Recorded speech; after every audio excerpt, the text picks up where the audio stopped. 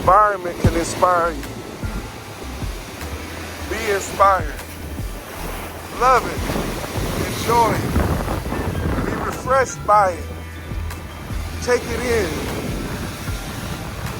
Enjoy the freeness of it. Enjoy the fluidity, the liquidity of it. Virtually seamless, virtually timeless.